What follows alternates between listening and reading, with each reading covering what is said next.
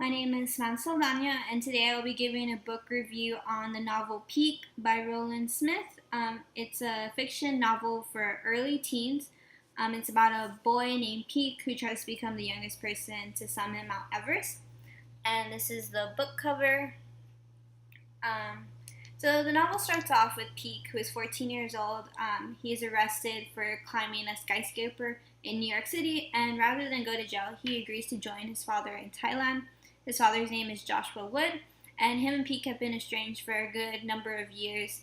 His parents divorced when he was a lot younger, and before he was born, both his parents were climbing sensations, but his mom was injured in a climbing accident after he was born, so she no longer climbs. But his father went on to own his own adventure company called Peak Experience. So Pete gets to Thailand, and his father lets him know that he wants Peak to become the youngest person to summit Mount Everest. It just so happens that if Peak is the youngest person to summit Mount Everest, that his adventure company would receive a lot of good publicity. So that's kind of why he wants to do it.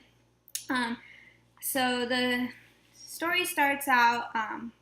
The adventure starts out in Tibet with Peak meeting these two people, Sunjo, who is also 14 years old, and his grandfather, Zopa, who's going to guide him to the top of the mountain. As the story goes on, it becomes apparent that Zopa wants Sunjo to become the youngest person to reach the summit. Sunjo would receive a lot of equipment endorsements if he was the youngest person to the summit, and this would give him money for him and his sisters to go to school. It becomes apparent later on, too, that Sunjo's father died while rescuing Peak's father.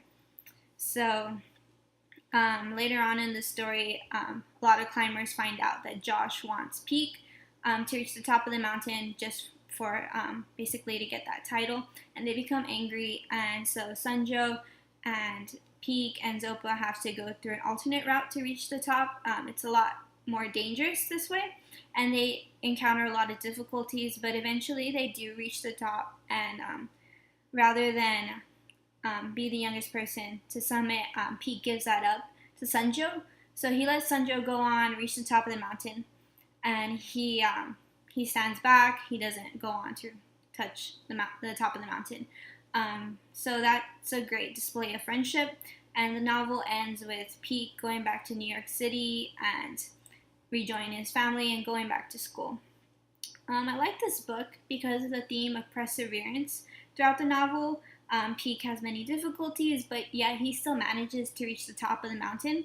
And once he does reach the top of the mountain, he gives up his shot at fame for his friends. So it shows a lot of sacrifice and also a good theme of friendship.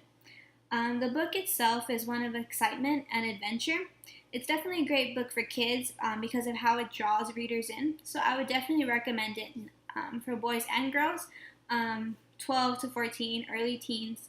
It's a great book. It has a lot of great themes. So yeah.